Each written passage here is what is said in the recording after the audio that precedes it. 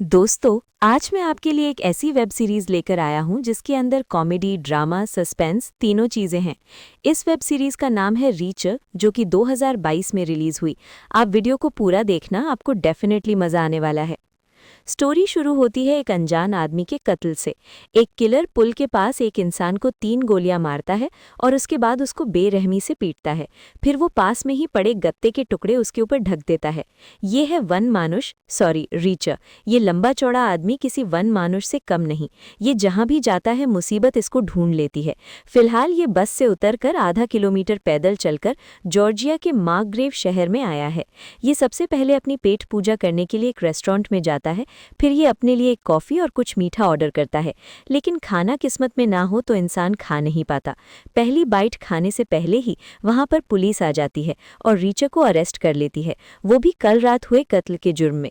फिर उसे police station ले जाया जाता है। वहां मौजूद लेडी पुलिस, जिसका नाम रॉस्को है, रीचर को कहती है कि अगर तुम मजबूर नहीं करोगे तो मैं तुम्हारी पिटाई नहीं करूंगी। रीचर के हाथ पर बांधने के लिए हथकड़ी छोटी पड़ रही थी, इसलिए उसके हाथ जिप टाई से बांधे हुए थे। उसके पास कुछ पैसे और एक मेडल था। उसके पासपोर्ट में उसका नाम जैक रीचा लिखा हुआ था। फिर पुलिस वाले उससे कुछ सवाल पूछते हैं, लेकिन वो कुछ भी बताने के मूड में नहीं था। तभी वहां पर चीफ डिटेक्टिव ऑस्कर आता है। वो उसे कॉन्फ्रेंस रूम में ले जाता है। वो रीचा से पूछता है कि हमें पुल के पास एक आदमी की लाश मिली है जिसको नज़दीक से 3 गोलियां मारी गईं। कौन था वो आदमी? रीचा अपनी ज़बान नहीं खोलता। फिर ऑस्कर कहता है, कोई बात नहीं, तुम्हें सरकारी वकील दिया जाएगा, सो उसके आगे तो तुम्हें बोलना ही पड़ेगा। रीचा कहता है, मुझे वकील की जरूरत नहीं, क्योंकि मैंने किसी को नहीं मारा, कम से कम पिछले 1-2 दिनों में तो नहीं। बाहर रॉस को पता लगाती है कि रीचा की उंगलियों के निशान किसी से मेल नहीं खाते। नो। फिर एक सरफिरा आता है और उस लाश को बेरहमी से पीटता है। फिर वहां तीसरा आदमी आता है जो उस लाश को आसपास पड़े गत्ते के टुकड़ों से ढक देता है। ऑस्कर कहता है, कहानी अच्छी है, लेकिन तुम्हारे जैसा ही कोई लंबा चौड़ा आदमी लाश के पास देखा गया था। रीचा कहता है कि मैं वही हूँ जिसे देखा गया है। मैं बस से उतरकर वहां से गुजरा था। इस शहर में सिंगर ब्लाइंड ब्लैक की मौत हुई थी। मैं उसी का पता लगाने इस शहर में आया हूँ। ऑस्कर कहता है कि अगर मैं साबित कर दूं कि जिस समय कत्ल हुआ उस समय तुम बस में थे तो तुम बेकसूर माने जाओगे। हमें लाश की जूते में से एक फ़ोन नंबर भी मिला है। हम तहकीकात करेंगे, तब तक तुम्हें हवालात में ही रहना पड़ेगा। फिर रॉस्को और ऑस्कर पॉल के पास जाते हैं, क्योंकि लाश के पास जो नंबर मिला था वो इसी का था। ऑस्कर पूछता है, तुम्हें उस लाश के बारे में कुछ पता है? फिर पॉल की नज़र बाहर खड़ी एक ब्लैक कार पर पड़ती है। उसे देखकर पॉल डर जाता है और ऑस्कर को कहता है कि उस इंसान को मैंने ही मारा है। ऑस्कर कहता है, तो पहले तुमने दुनाली से उसके चेहरे पर गोली मारी और फिर तुमने उसकी लाश को जला दिया? पॉल कहता है, हाँ, ऐसा ही हुआ था। और इस तरह से रॉस्को और ऑस्कर पता लगा लेते हैं कि ये इंसान झूठ बोल रहा है। फिर वे उसे पुलिस स्टेशन में ले आते हैं। वे पॉल को उसी पहलवान के साथ बंद कर देते हैं और उस पहलवान को बाहर आने के लिए कहते हैं। रीचा अपनी जिप टाई तोड़ता है और वहां से बाहर आ जाता है। बाहर आकर ऑस्कर रीचा को बताता है कि ये इंसान, जिसका नाम पॉल है, मार्कग्रेव शहर में रहता है और इसके नाम पहले कोई भी अपराध नहीं है। इसने उस हत्या की जिम्मेदारी ली है। रीचा कहता है, ये तो अच्छी बात है, चलो मैं चलता हूँ। ऑस्कर कहता है, अभी नहीं, क्योंकि मैं जानता हूँ वो झूठ बोल रहा है, इसलिए तुम अभी जा नहीं सकते। फिर ऑस्कर रीचा को वापस पुलिस स्टेशन ले आता है और उसे समझाता है कि तुम्हें 1 हफ्ता उसके साथ हवालात में रहना होगा, शायद वो तुम्हें सच्चाई बता दे। रीचा कहता है, ये क्या बकवास है, उसने खुद कबूल किया है, मुझे जाने दो। ऑस्कर कहता है कि उसने कबूल किया है, लेकिन मैं जानता हूँ वो कातिल नहीं है। तुम कबूल नहीं कर रहे, लेकिन मुझे तुम पर शक है। अपनी बेगुनाही साबित करने के लिए तुम्हारे पास एक मौका है। फिर वो पॉल की घड़ी और अंगूठी उतारने की सलाह देता है, क्योंकि अंदर जाते ही उसे लूट लिया जाएगा। पुलिस वाली रीचा की तरफ अट्रैक्ट थी। फिर उन दोनों को जेल में ले जाया जाता है। फिर स्पायरी नाम का एक ऑफिसर उन दोनों को पीली लाइन फॉलो करने के लिए कहता है। अंदर जाकर उन दोनों को जेल के कपड़े दिए जाते हैं और सारे कपड़े उतारकर चेकिंग करने के लिए कहा जाता है। रीचा कहता है कि मुझे लगता है आपको बिना चोट खाए ये छानबीन पूरी कर लेनी चाहिए। फिर स्पाई भी डर जाता है और बिना चेक किए ही उन दोनों को सेल में बंद कर देता है। सुबह होते ही सेल के दरवाजे खोल दिए जाते हैं। रीचा बाहर जाकर वापस अंदर आ जाता है, क्योंकि बाहर एक से बढ़कर एक छटे हुए बदमाश उम्र कैद की सजा काट रहे थे। फिर रीचा अपनी जगह पर लेट जाता है और पॉल एक दीवार के साथ खड़ा हो जाता है। तभी बब्बू, खुजली और उसके 2 साथी अंदर आते हैं। वे पॉल से उसके जूते और चश्मा मांगते हैं। फिर बब्बू खुजली उसका चश्मा तोड़ देता है।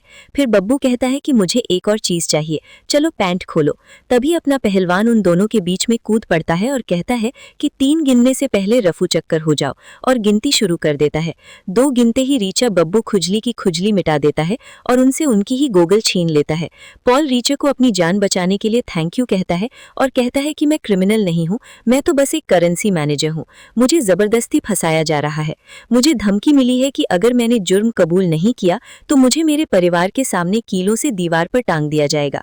तभी रीचर नोटिस करता है कि कुछ लोग उसके ही बारे में बात कर रहे हैं। फिर वो बाथरूम में जाता है। वे गुंडे जो उसे घूर रहे थे वे भी बाथरूम में आ जाते हैं और उसको घेर लेते हैं। रीचर कहता है कि 3 गिनने से पहले यहाँ से तीतर हो जाओ और गिनती शुरू कर देता है। अब की बार फिर से वो 2 तक गिनती गिनता है और उसके बाद वो सभी गुंडों की अच्छे से ठुकाई कर देता है।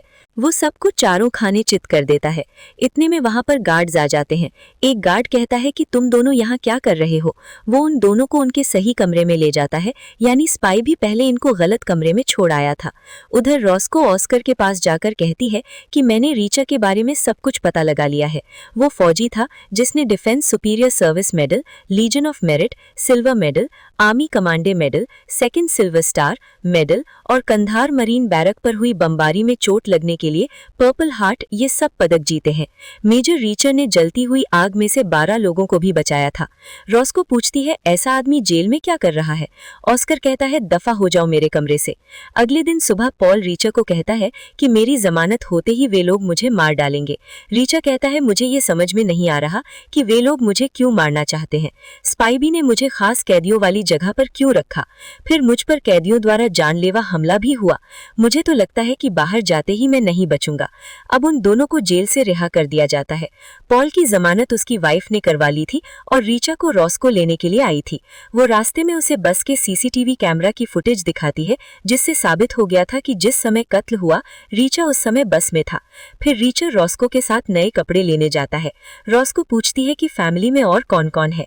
रीचा कहता है सब मर चुके हैं सिवाय मेरे भाई जो के, लेकिन मुझे ये नहीं पता कि वो कहाँ है। फिर रॉस्को उससे पूछती है कि खर्चे के लिए पैसे कहाँ से आते हैं। रीचा कहता है कि मेरी पेंशन मेरे अकाउंट में टाइम से आ जाती है। फिर वो रीचा को शहर में छोड़ देती है और रात को डिनर के लिए इनवाइट करती है। शहर के सब लोग उसे घूर रहे थे क्योंकि इस छोटे से शहर में बात आग की तरह फैलती थी। फिर रीचा अपनी कटिंग शेव करवाने जाता है। बातों बातों में रीचा पूछता है कि सामने जो बूथ लगा है उसमें अभी अभी पॉलिश हुई है। बार बार बताता है कि इस शहर के सारे काम मिस्टर क्लाइन देखते हैं। इस शहर में सभी बड़े बिजनेस उन्हीं के हैं। इतने में वहाँ एक ब्लैक कार में क्लाइन का पोता आ जाता है और उसके साथ उसका सन की कजिन भी था। रीचा उसके पास जाता है और पूछता है क्या चाहिए। जूनियर क्लाइन कहता है कि कल मैंने पेपर में पढ़ा था कि एक जैक रीचा के ऊपर बहुत सारे इल्जाम लगाए गए थे और आज अचानक से वो सभी इल्जाम हटा दिए गए हैं, इसलिए कुछ भी ऐसा मत करना जिसको हम माफ न कर सकें। ये धमकी देखते वे चले जाते हैं। फिर शाम को रिचर पुलिस स्टेशन जाता है क्योंकि रॉस्को ने उसे डिनर के लिए इनवाइट किया था। तभी उसे रॉस्को मिलती है और कहती है कि हम डिनर पर नहीं जा सकते क्योंकि हमें पहले वाली जगह से थोड़ी ही दूर एक और लाश मिली है। उसकी मौत भी बिल्कुल वैसे ही हुई है। तभी ऑस्कर आ जाता है और पूछता है क्या पोल ने जेल में तुमसे कुछ कहा। रिचर कहता है उसने मुझे कुछ नहीं बताया। फिर ऑस्कर उसे कहता है हमें बस से जो फुटेज मिली है उसमें तुम्हारा चेहरा साफ नहीं था। जब तक फॉरेंसिक की रिपोर्ट नहीं आ जाती तुम हमारी निगरानी में रहोगे। बेहतर यही होगा कि तुम इस केस में हमारी हेल्प करो। फिर जब वे मुर्दा घर जाते हैं तो लाश देखकर रिचर गुस्सा हो जाता है क्योंकि ये उसका भाई जो था। ऑस्कर पूछता है एक ही समय में तुम दोनों भाई इस टाउन में क्या कर रहे थे। रिचर कहता है कि मैंने तुम्हें पहले भी बताया था मैं ब्लाइंड ब्लेक के लिए आया था क्योंकि मेरे भाई ने ही बताया था कि उसकी मौत इस शहर में हुई थी। ऑस्कर कहता है कि मैं तुम्हें दोबारा किसी बहाने से अंदर कर दूंगा। फिर रिचर उसे धक्का देता है। तभी रॉस्को बीच में आ जाती है और रिचर को जाकर कार में बैठने के लिए कहती है।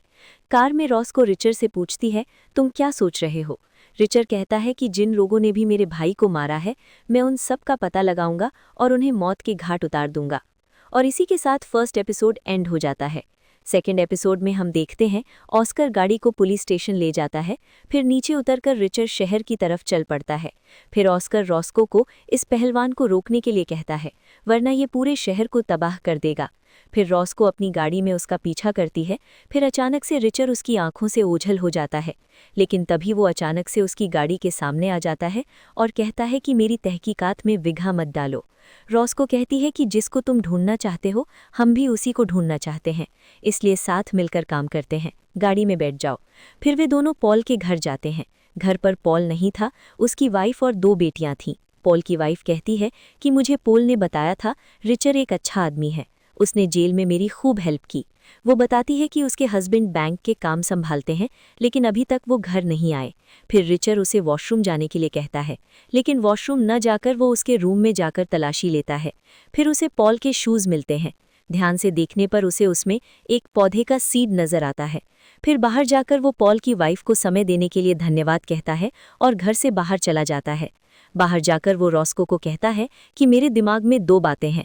पहली ये कि जेल में वो गुंडे मुझे नहीं मारना चाहते थे, वे पॉल को मारना चाहते थे, क्योंकि उनको ऑर्डर मिला होगा कि 2 लड़के नए आए हैं, उनमें से जिसने चश्मा लगा रखा है उसे मारना है, जबकि उस समय चश्मा मैंने लगा रखा था। और दूसरी बात ये कि एक बैंकर के शूज़ में किसी खेत में उगने वाले पौधे के बीज कैसे आए। फिर वे उस जगह जाते हैं जहां रिचर के भाई जो का कत्ल हुआ था। वहां पर वो इमेजिन करता है कि किस किस तरह से खूनी ने मेरे भाई के ऊपर वार किया होगा। रॉस्को कहती है, मुझे अपने भाई के बारे में कुछ बताओ, वो क्या करता था, तुम्हारे साथ संबंध कैसे थे। रिचर उसे बताता है कि मेरा भाई होमलैंड सिक्योरिटी में था। रॉस्को कहती है कि होमलैंड में काफ़ी कुछ आता है, आतंकवाद, नशे, बंदूकें, सीमा पर अपराध। तुम्हारा भाई किस महकमे में था? लेकिन रिचर को नहीं पता था। फिर रिचर वहां से पैदल ही जाने लगता है। वो अपने लिए किराए पर एक रूम लेने गया था। रॉस्को फिर से उसका पीछा करती है। जब रिचर अपने रूम की चाबी लेकर आता है तो देखता है कि कुछ लड़के उसी का इंतजार कर रहे हैं। वे उससे ज़बरदस्ती पंगा लेने की कोशिश करते हैं, लेकिन रिचर उनमें से 3 लड़कों को अच्छी तरह धोता है और चौथे को कहता है कि इन तीनों को हॉस्पिटल ले जाओ। रॉस्को कहती है, ये हमारे शहर में क्या मुसीबत आ गई है। तभी हम रात को 4 आदमियों को सफ़ेद ड्रेस पहने हुए एक घर के अंदर जाते हुए देखते हैं। अगले दिन सुबह रिचर पुलिस स्टेशन जाता है, ये पता लगाने कि उसके भाई के मर्डर की तहकीकात कहाँ तक पहुंची। लेकिन रॉस्को उसे बताती है कि एक और मर्डर हो गया है। फिर रिचर ज़बरदस्ती रॉस्को की कार में बैठ जाता है। फिर वे दोनों उस जगह जाते हैं जहां मर्डर हुआ था। वहां ऑस्कर और पुलिस पहले से ही पहुंची हुई थी। ऑस्कर बताता है कि इस तरह का कत्ल मैंने आज से पहले कभी नहीं देखा। रिचर कहता है, क्यों, कीलों से दीवार पर टांग दिया क्या? फिर अंदर जाकर देखने पर पता चलता है कि उस बंदे को वाकई में कीलों से दीवार पर टांग दिया गया है और उसकी वाइफ को भी मार दिया गया है।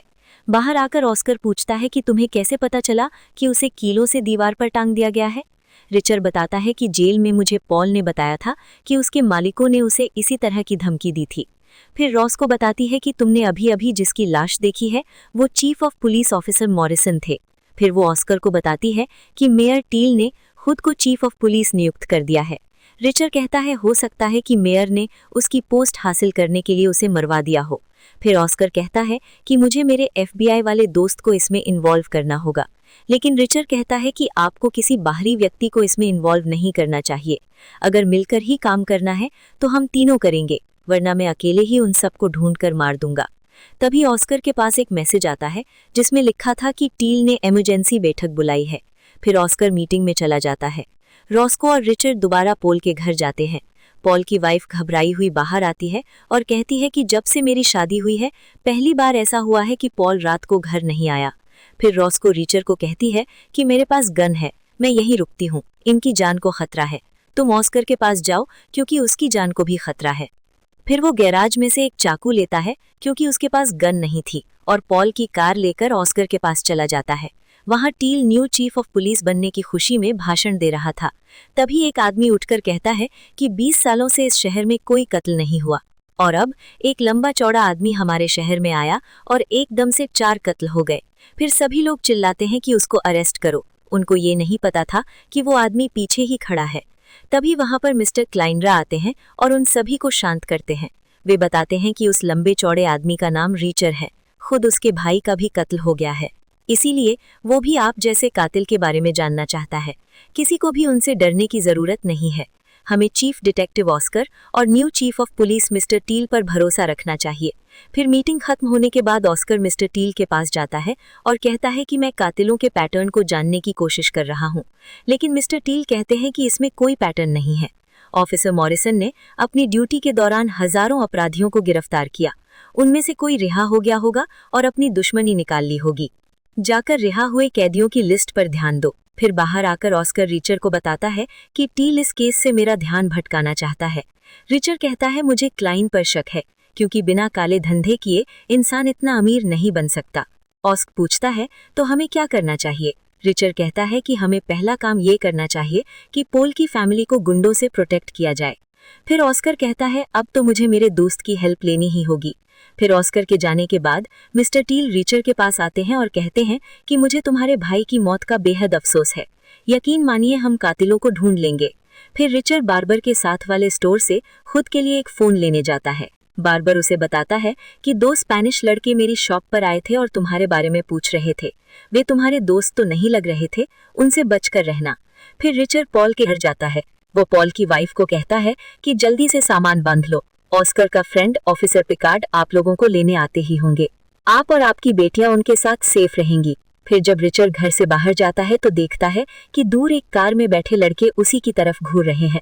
फिर जब रिचर उनके पास जाने लगता है तो वे वहां से चले जाते हैं। फिर अंदर जाकर कहता है कि अभी की अभी निकलो यहाँ से। इतने में वहां पर ऑफिसर पिकार्ड आ जाते हैं। रिचर उनकी आईडी चेक करता है और सभी को उनकी कार के अंदर बिठा देता है। ऑफिसर पिकार्ड कहते हैं कि ऑस्कर मेरे भाई जैसा है, उसने मेरी हिफाजत का काम दिया है, तो मैं अपने ऑफिस की छुट्टी लेकर भी इनकी हिफाजत करूंगा। फिर रिचर स्वाइप के पास जाने की बात करता है। रॉस को कहती है वो तुम्हें कुछ नहीं बताएगा। रिचर कहता है बताएगा, बस पूछने का तरीका आना चाहिए। फिर वो स्वाइप से कॉल करता है और कहता है कि मैं ऑफिसर ऑस्कर बोल रहा हूँ। कुछ दिन पहले तुम्हारी जेल में रिचर नाम का एक कैदी आया था। उसके साथ जेल में अच्छा व्यवहार नहीं हुआ, इसलिए वो तुम पर केस करने वाला है। मुझे इसी रिगार्डिंग तुमसे बात करनी है। फिर स्वाइप उसे एक बार में आने के लिए कहता है। फिर जब रिचर स्वाइप से मिलता है तो स्वाइप कहता है कि मुझे तुम्हारे बोलने के अंदाज से समझ आ गया था कि तुम अश्वेत ऑफिसर ऑस्कर नहीं हो। चलो मुझसे मिलने से पहले मेरे साथियों से मिल लो। फिर वहां पर वही 2 स्पेनिश लड़के आ जाते हैं। वे रिचर को कार की डिग्गी में लेटने के लिए कहते हैं। रिचर कहता है भूल जाओ, ये बहुत छोटी है। फिर वो उन दोनों पर टूट पड़ता है। वे स्पेनिश लड़के भी लड़ाई में कम नहीं थे, वे प्रोफेशनली ट्रेंड थे। तभी वहां पुलिस आ जाती है और वो तीनों ही वहां से खिसक लेते हैं। फिर रिचर्ड पुलिस स्टेशन जाता है। वो ऑस्कर और रॉस्को को बताता है कि मैं स्वैपी से पूछताछ नहीं कर पाया। मेरी जिनसे फाइट हुई थी वे पहले फौजी थे, वरना मैं उनको 10 सेकंड में सुला देता। फिर रिचर्ड स्वैप के घर जाने लगता है। ऑस्कर कहता है कि उस्ताद जी अब आप अपने रूम में जाकर आराम करो, ये काम मुझ पर छोड़ दो। फिर वो रॉस्को को कहता है कि तुम रिचर को उसके होटल छोड़ दो, लेकिन रॉस्को रिचर को होटल नहीं लेकर जाती बल्कि बार में लेकर जाती है। वे दोनों वहां जाकर बियर पीते हैं और डांस करते हैं। उसके बाद वे दोनों रॉस्को के घर जाने लगते हैं, लेकिन तेज बारिश के कारण रास्ता बंद था। तभी एक पुलिस वाला उन्हें आगे जाने से रोकता है। फिर वे दोनों पास के ही एक होटल में रूम ले लेते हैं और रात वहीं पर बिताते हैं। फिर सुबह होने पर जब वे दोनों रॉस्को के घर जाते हैं तो देखते हैं कि उसके घर का दरवाज़ा खुला पड़ा था। रॉस्को अपनी कार में से गन निकाल कर लाती है। घर के अंदर जाने पर पता चलता है कि घर के अंदर रात में कुछ लोग आए थे। उन्हें घर में कोई भी नहीं मिला, इसलिए वे वहां से चले गए, लेकिन जाते जाते वे एक मैसेज छोड़ गए, सी यू सून। इसी के साथ 2nd एपिसोड का भी एंड हो जाता है। 3rd एपिसोड में हम देखते हैं कि स्थिति तनावपूर्ण हो गई थी, इसलिए रिचर्ड रॉस्को से एक गन की डिमांड करता है। फिर रॉस्को उसे एक गन देती है जो उसके खुद के ही नाम पर थी। ये गन भी रिचर्ड की ही तरह हट्टी कट्टी थी। फिर बाहर जाकर रिचर्ड गन चलाकर देखता है, क्योंकि हथियार को जब तक चलाकर न देखा जाए उस पर भरोसा नहीं करना चाहिए। फिर रिचर्ड और रॉस्को ऑस्कर के पास जाते हैं। रॉस्को ऑस्कर को बताती है कि कल रात वे लोग मुझे भी मारने आए थे, मैं घर पर नहीं थी इसलिए वे एक धमकी छोड़ गए हैं। फिर वे फोरेंसिक लैब में जाकर जैस्पर से मिलते हैं। जैस्पर उन्हें बताता है कि दूसरी लाश पीट जोबलिन की थी। वो ट्रक चलाता था, उसकी उम्र 43 साल थी। वो शादीशुदा है और अटलांटा में उसका एक घर भी है। उसके नाम कोई आपराधिक कंप्लेंट नहीं है, सिवाय 2018 में गलत ड्राइविंग के मामले के। फिर रॉस्को के पास सीक्रेट सर्विस ऑफिसर मोली बेथ का फ़ोन आता है। वो बताती है कि मैं जो के साथ काम करती हूँ। फिर फ़ोन को रिचर्ड ले लेता है और कहता है कि जो मर चुका है, मैं उसका भाई बोल रहा हूँ। क्या आप बता सकते हैं कि वो माग्रेव जॉर्जिया में क्यों आया था? वो बताती है कि मुझे एग्जैक्ट नहीं पता, लेकिन वो कोई खुफिया मिशन पर था। रॉस्को पूछती है वो किस तरह का काम संभालता था। मोली बताती है कि वो नकली नोट और जालसाजी का काम संभालता था। उसने मुझे एक बार कहा था कि मैं जालसाजी का धंधा पूरी तरह से बंद करवा के रहूंगा। फिर रिचर्ड कहता है क्या आप उसकी फाइलों की हार्ड कॉपी दे सकते हैं। ये बात किसी को भी पता नहीं चलनी चाहिए। मोली वेद कहती है कि कॉपी तैयार करने में 1-2 दिन लग जाएंगे। फिर वहां से बाहर निकलकर ऑस्कर कहता है नकली नोटों के लिए इतने कत्ल। रिचर्ड कहता है लोग तो $20 के लिए जान ले लेते हैं, ये तो बड़ा मामला लगता है। फिर ऑस्कर कहता है कि मैं स्वैपी के घर जाऊंगा, वो दूसरे राज्य में पड़ता है। तब तक तुम ये पता लगाओ कि 2018 में उस ट्रक ड्राइवर पर क्या मुकदमा चला था और ठंडे दिमाग से काम लेना। फिर रॉस्को पुलिस स्टेशन जाती है। वो टील को बताती है कि रात को कुछ गुंडे मेरे भी घर आए थे। शुक्र मनाओ मैं घर पर नहीं थी, वरना केस कल ही रफा दफा हो जाता। टील कहता है ये हुई ना बात, बहादुर लड़की। फिर रॉस्को के पास स्टीवनसन आता है। वो पूछता है कि क्या आपको पॉल के बारे में कुछ पता चला या उसकी फैमिली के बारे में कुछ पता चला हो, क्योंकि मेरी वाइफ और पॉल की वाइफ कज़न है। मेरी वाइफ को चिंता हो रही थी, लेकिन रॉस्को उसे मना कर देती है। फिर टील स्टीवनसन को आवाज़ लगाकर उसे अपने पास बुला लेता है। दूसरी तरफ ऑस्कर स्वैप के घर जाता है। कोई भी दरवाज़ा नहीं खोलता। फिर वो चोरों की तरह उस घर के अंदर घुस जाता है। उसे अंदर जाते हुए पड़ोस की ही एक लेडी देख लेती है। फिर ऑस्कर काफ़ी देर तक घर की छानबीन करता है। फिर वो स्वैप का फ़ोन चेक करता है। उसने क्लाइंट के ऑफिस में कई बार कॉल की हुई थी, लेकिन तभी 2 पुलिस वाले आते हैं और ऑस्कर चोर समझकर उसे पकड़ लेते हैं। उधर रिचर्ड उस बीमा कंपनी में जाता है जिस कंपनी का बीमा ट्रक ड्राइवर पीट जोबलिन के ट्रक का किया हुआ था। वो ऑफिसर से उसकी क्लेम की फाइल मांगता है, लेकिन ऑफिसर उसे मना कर देता है। फिर रिचर्ड को थोड़ा प्यार दिखाना पड़ता है। वो ऑफिसर उसे 2018 में लिए क्लेम का प्रिंट निकाल देता है। उधर ऑस्कर की भी जमानत हो गई थी। वो पुलिस वाला उससे माफ़ी मांगता है क्योंकि उन्हें नहीं पता था कि ये चीफ डिटेक्टिव ऑस्कर है। रॉस्को पुलिस वालों पर गुस्सा हो जाती है क्योंकि उन्हें इतनी भी समझ नहीं थी कि चोर कभी कोट पैंट पहनकर चोरी करने नहीं जाते। फिर वे तीनों एक रेस्टोरेंट में मिलते हैं। रिचर्ड बताता है कि जिस कंपनी के वे ट्रक थे वे क्लाइन इंडस्ट्रीज के लिए काम करते थे। जब ट्रक वाला मुसीबत में फंस गया था तो क्लाइन ने ही उसकी कानूनी फीस भरी थी। ऑस्कर बताता है कि मैं स्वैपी के घर गया था। ऐसा लगता है कि वो शहर छोड़कर भाग गया है, लेकिन भागने से पहले उसने कई बार क्लाइनर के ऑफिस में कॉल की थी। सारे सबूत क्लाइनर की तरफ इशारा कर रहे हैं। हो सकता है कि नकली नोट एक जगह से दूसरी जगह पर सप्लाई करने के लिए उन्हें ट्रकों की जरूरत पड़ती हो। आगे का रास्ता कांटों भरा है। ऑस्कर बताता है कि गैरकानूनी ढंग से इकट्ठा किए सबूत मान्य नहीं होते। फिर रिचर्ड और ऑस्कर क्लाइनर के ऑफिस में जाने का फैसला करते हैं। रिचर्ड बचा हुआ खाना एक डॉगी के लिए ले जाता है, जिसका मालिक उसे अक्सर पानी और खाने के लिए कुछ नहीं देता था। फिर ऑस्कर के पूछने पर वो बताता है कि ये मेरे चाचा का कुत्ता है। पिछले हफ्ते मेरे चाचा की मौत हो गई। मैं इसे लाना नहीं चाहता था, लेकिन मजबूरी में लाना पड़ा। ऑस्कर कहता है इसकी अच्छे से देखभाल करो, वरना $500 का जुर्माना और 10 दिन के लिए कैद भी हो सकती है। हमें दोबारा आकर तहकीकात ना करनी पड़े। फिर वे दोनों क्लाइनर के ऑफिस में जाते हैं। वहां बड़े पैमाने पर पशुओं का चारा ट्रक से अनलोड किया जा रहा था। फिर एक लड़की उन्हें लेने आती है। वो उन्हें मिस्टर क्लाइन के ऑफिस में ले जाती है। ऑस्कर पूछता है कि आप स्वैप को जानते हैं? उसने पिछले 3 दिनों में कई बार आपके ऑफिस में फोन किया है, और मरने वाला एक आदमी जिसका नाम पीट जोबलिन है, वो भी आप ही के लिए ट्रक चलाया करता था। आपने उसकी कानूनी फीस भी भरी थी। मिस्टर क्लाइन कहते हैं कि मेरा माल देश के हर कोने में जाता है। मेरे वकीलों की टीम हर वक्त तैयार रहती है ताकि कोई ट्रक ड्राइवर मुसीबत में हो तो उसे जल्दी से मुसीबत से निकाला जाए, क्योंकि माल की सप्लाई रुकनी नहीं चाहिए। और रही बात स्वैप की, ये भी हो सकता है कि उसका कोई दोस्त हमारी कंपनी में काम करता हो जिससे वो बात करने की कोशिश कर रहा था। मुझे पता है कि आप लोग अपना काम कर रहे हैं, लेकिन ये बात मत भूलो मैंने इस शहर के लिए अपना बहुत सारा पैसा लुटाया है, और अब मैं कत्ल से जुड़े सवालों के जवाब देते हुए अपमानित महसूस कर रहा हूँ। ऑस्कर कहता है मैं ईमानदारी से अपनी ड्यूटी कर रहा हूँ, फिर सामने चाहे जो भी हो मैं सवाल करूंगा। क्लाइनर कहता है कि अगर बिना सबूत के मेरा टाइम खराब करोगे तो माग्रेव की जनता तुम पर खुश नहीं होगी, इसलिए चले जाओ यहाँ से। ऑस्कर जाने से पहले उसे धमकी देता है कि आप शहर के बाप होंगे, मेरे नहीं। अगर मेरी तहकीकात में बाधा डाली तो मैं तुम्हारे हलक में हाथ डालकर तुम्हारा कलई निकाल लूंगा। उसका डायलॉग सुनकर रिचर्ड को हंसी आ रही थी। फिर क्लाइनर सिक्योरिटी बुलाता है। वे सिक्योरिटी वाले उन्हें बाइज्जत बाहर का रास्ता दिखाते हैं। रिचर्ड कहता है ये जो तुमने डायलॉग मारा है तुम पर बिल्कुल सूट नहीं करता। गाड़ी में भी रिचर्ड ऑस्कर के डायलॉग का मजाक उड़ाता है। फिर रिचर्ड उसे कहता है कि अब आपको अपने घर में नहीं रहना चाहिए, वरना आपका भी वो हाल हो सकता है जो ऑफिसर मॉरिसन का हुआ था। अब आपके पास थोड़ा बहुत कैश और एक नकली नाम होना चाहिए। फिर रॉस्को और रिचर्ड ऑस्कर का सामान बांधने में उसकी हेल्प करने के लिए जाते हैं। ऑस्कर कहता है कि रिचर्ड तुम कोई जल्दबाजी मत करना। रिचर्ड कहता है कि क्लाइनर का पर्दाफाश करना मेरा आखिरी काम नहीं, पहला है। मेरे पास काफी समय है मेरे भाई की मौत का बदला लेने के लिए। रॉस्को कहती है कि हमारे पास 3 सुराग थे, पॉल, स्वाइप और पीट जोबलिन। पॉल लापता है और पीट जोबलिन मारा गया। रिचर्ड कहता है तो मैं स्वाइप को ढूंढूं। उसने मुझे एक बार में बुलाया था, जरूर उसे वहां कोई जानता होगा। रात को गैस स्टेशन पर रॉस्को को जूनियर क्लाइंट मिलता है। वो उससे पूछता है कि आजकल रिचर्ड के साथ बड़ा घूम रही हो, इस शहर के लड़के कम पड़ गए थे क्या? रिचर्ड ने तुम्हें बगदाद के बारे में तो बताया ही होगा कि किस तरह उसने बेकसूर लोगों की जान ली और अच्छे कनेक्शन होने की वजह से उस पर से आरोप भी हट गए। मुझे तो रिचर्ड ही हत्यारा लगता है। फिर रॉस्को वहां से चली जाती है। फिर ऑस्कर एक लेडी से मिलने जाता है। वो उसी बैंक की मैनेजर थी जिसमें पॉल काम किया करता था। वो बताती है कि पॉल हमारी एक शाखा में करेंसी मैनेजर था, लेकिन 1 साल पहले ही वो हमारा बैंक छोड़कर चला गया था। उधर रिचर्ड उस बार में जाता है जिसके बाहर स्वाइप मिला था।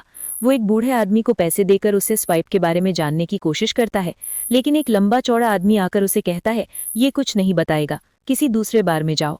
अब की बार बिना गिनती गिने ही रिचर्ड उसको पीट देता है। फिर बिना पूछे ही वो बता देता है कि स्वाइप 2 स्पेनिश लड़कों के साथ गया है। वो काफी जल्दी में लग रहा था। फिर जब रिचर्ड जाकर अपनी कार में बैठता है तो वो बैक व्यू मिरर में देखता है कि वही ब्लैक कार उसका पीछा कर रही है। फिर वो अपनी कार से उतरकर वापस बार में जाता है। वो किचन में जाकर वहां से ग्लव्स उठा लेता है और वापस अपनी कार में आकर बैठ जाता है। अपनी कार को वहां से भगा लेता है। उसे पता था कि वही स्पेनिश लड़के ब्लैक कार में उसका पीछा कर रहे हैं। फिर वो एक सुनसान एरिया की तरफ गाड़ी मोड़कर चलती गाड़ी से कूद जाता है। गाड़ी एक घर के पास जाकर रुक जाती है। फिर वे स्पेनिश लड़के भी अपनी कार वहां रोकते हैं और अपनी गन लेकर रिचर्ड को ढूंढने लगते हैं। उन्हें लग रहा था कि रिचर्ड इस घर में आया है, लेकिन तभी पीछे से रिचर्ड दबे पांव आता है और उन दोनों स्पेनिश लड़कों को गोली मार देता है। फिर वो उनकी जेब चेक करता है। जेब में उसे बहुत सारे पैसे मिलते हैं जो रिचर्ड को ही मारने के लिए उन्हें दिए गए थे। फिर वो उन दोनों की बॉडी को उनकी ही कार की डिग्गी में डालने के लिए खींचकर ले जाता है और जब कार की डिग्गी खोलता है तो उसे उसमें स्पाइकी की लाश मिलती है और इसी के साथ 3rd एपिसोड का भी एंड हो जाता है। 4th एपिसोड में हम देखते हैं रिचर्ड ने जो स्पेनिश लड़के मारे थे वो उनके हाथ पैर मरोड़कर उनकी ही कार की डिग्गी में फिट कर देता है। फिर उसके पास ऑस्कर का फोन आता है। वो बताता है कि किसी ग्रामीण ने मुझे एक जली हुई गाड़ी के बारे में बताया है, मैं वहीं जा रहा हूँ। फिर रिचर्ड भी वहां पहुंच जाता है। फिर वे उस गाड़ी की छानबीन करते हैं। इतने में वहां रॉस्को भी आ जाती है। फिर वे उस जली हुई गाड़ी का चेसी नंबर निकालते हैं। ऑस्कर चेसी नंबर को नोट कर लेता है। फिर रिचर्ड बताता है कि स्पाइकी भी मारा गया है। फिर वो उनकी लाशों को ठिकाने लगाने के लिए कहता है, क्योंकि वो नहीं चाहता था कि लाशें किसी को मिल जाएं और इसमें स्टेट पुलिस इन्वॉल्व हो जाए। इससे उनकी तहकीकात में बाधा होगी। रॉस्को भी रिचर्ड के साथ जाती है। उन लाशों की दुर्दशा देखकर रॉस्को रिचर्ड से पूछती है कि बगदाद में क्या हुआ था। रिचर्ड बताता है कि उस समय वो अपनी ड्यूटी कर रहा था। स्थानीय बच्चे अक्सर वहां पर फुटबॉल खेलने आते थे। एक रात मैंने बच्चों की आवाज़ सुनी। फिर मुझे पता चला कि बगदाद के कुछ लोग उनके साथ बुरा काम कर रहे हैं। फिर मैंने उन्हें ठोक दिया। फिर इराकी पुलिस ने मुझसे कुछ सवाल जवाब किए और पाया कि मैंने जो कुछ भी किया बिल्कुल ठीक किया। क्या तुम्हें और भी कुछ जानना है? रॉस्को कहती है नहीं।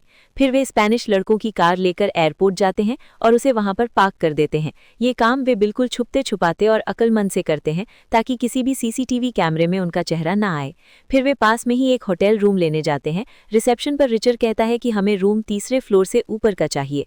रॉस्को पूछती है इतना कैश कहाँ से आया? रिचर्ड बताता है कि उन लोगों को मुझे मारने के मोटे पैसे मिले थे, ये वही पैसे हैं। जब वे रूम में जाते हैं तो उनके पास मॉली बेथ का फोन आता है। वो बताती है कि मुझे जो की फाइलों में से महत्वपूर्ण जानकारी मिली है, मैं सुबह तक उनको भी कॉपी कर लूंगी। फिर कल सुबह मैं खुद वहां पर फाइलें देने आऊंगी क्योंकि मैं तुमसे मिलना चाहती हूँ। रिचर्ड कहता है मैं तुमसे एयरपोर्ट पर नहीं मिल सकता, हम पर कईयों की नजर होगी। तुम एयरपोर्ट से निकलकर 59 स्टेशन के लिए ट्रेन पकड़ना, हम आपको वहीं मिलेंगे। वो कहती है कि जो अक्सर तुम्हारे बारे में ही बात किया करता था, उसने बताया था कि तुम एक अच्छे इंसान हो। फिर वो गुड नाइट कहकर फोन रख देती है। अपने भाई के बारे में सोचकर रिचर्ड भी उदास हो गया था। सुबह तैयार होते वक्त रॉस्को कहती है मैं पीट जॉबलिन की वाइफ को जाकर बताऊंगी कि उसके पति की हत्या हो गई है। रिचर्ड कहता है मैं भी साथ चलूंगा। फिर जब वे पीट जॉबलिन के घर जाते हैं तो अंदर से उसकी माँ बाहर आती है। रॉस्को कहती है कि मुझे पीट के बारे में बात करनी है। उसकी माँ पूछती है क्यों, कुछ हुआ है क्या? फिर वो उन्हें अंदर ले जाती है। बूढ़ा बूढ़ी की हालत देखकर रिचर्ड कहता है कि हमें पीट जॉबलिन से बात करनी थी। हाल ही में उनकी कंपनी में एक ट्रक चोरी हुआ है, हम पीट से कुछ सवाल पूछना चाहते हैं, इससे हमारी तहकीकात में मदद होगी। फिर पीट की मॉम उन्हें एक एड्रेस लिखकर देती है जहां वो अपनी वाइफ के साथ रहता है। बाहर जाकर रॉस्को उससे पूछती है कि तुमने सच क्यों नहीं बताया? वो कहता है कि वे इमोशनल हो जाते और मेरे पास इतना समय नहीं है। दूसरी तरफ टील ऑस्कर को अपने पास बुलाता है और कहता है कि मैंने सुना है तुमने क्लाइन को धमकी दी है। मेरी बात ध्यान से सुनो। क्लाइन मार्ग्रेव शहर के महत्वपूर्ण बाशिंदों में से एक है, इसलिए आइंदा मुझे उनसे बदसलूकी की कोई भी कंप्लेंट नहीं मिलनी चाहिए। और हाँ, अब से बिना मेरी इजाजत तुम इस केस पर काम नहीं करोगे, वरना वरना अपनी जॉब से हाथ धो बैठोगे। तभी स्टीवनसन आकर ऑस्कर को कहता है कि आपके पापा का फोन आया है। फोन ऑस्कर के पापा का नहीं बल्कि उसके दोस्त पिकार्ड का था। वे कोड वर्ड में बातें कर रहे थे। पिकार्ड पॉल की वाइफ को कहता है कि मुझे एक जरूरी इन्फॉर्मेशन देने के लिए खुद जाना होगा। कुछ ही घंटों में मैं वापस आ जाऊंगा, तब तक ये गन तुम्हारी रक्षा करेगी। अगर इसे चलाते समय हिचकिचाई तो तुम्हारी जान भी जा सकती है। फिर रॉस्को और रिचर्ड ट्रक ड्राइवर पीट जोबलिन की वाइफ से मिलने जाते हैं। वे उसे बताते हैं कि तुम्हारे हस्बैंड की मौत हो चुकी है। वो औरत कहती है तो फिर क्या हो गया, मुझे कोई अफसोस नहीं। वो बताती है कि पीट जोबलिन अपने मालिक क्लाइन से हेराफेरी करता था। मैं उसे रोकती थी तो हमारा झगड़ा भी होता था। वो एयर कंडीशनर लेकर मायामी जाया करता था। फिर वो उन्हें गैरेज लेकर जाती है और कहती है कि शायद 1-2 यूनिट यहाँ भी पड़े होंगे, मैंने कभी चेक नहीं किया, तुम खुद ही देख लो। चेक करने पर पता चलता है कि वो एयर कंडीशनर के बॉक्स खाली थे। वो बताती है कि जब भी पीट के पास फोन आता था वो साथ की साथ घर से चला जाता था। उसके बाद कई दिनों तक वो घर नहीं लौटता था। अब मैं ये घर बेचकर हमेशा के लिए अपने मॉम डैड के पास जा रही हूँ। फिर रिचर्ड के पास ऑस्कर का फोन आता है और वो उन्हें एक एड्रेस देता है जहाँ उन दोनों को नॉर्मल वर्दी में पिकार्ड से मिलना था। रास्ते में रिचर्ड बताता है कि पीट जरूर उन खाली बक्सों में नोट लेकर जाता होगा और उसमें से वो हेराफेरी भी करता होगा। उम्मीद है जो की फाइलों में हमें सब कुछ क्लियर हो जाएगा। फिर वे एक पतली गली में पिकार्ड से मिलने जाते हैं। पिकार्ड बताता है कि वो गाड़ी भाड़े की थी जिसको किसी रॉन हैसी के नाम से बुक किया गया था।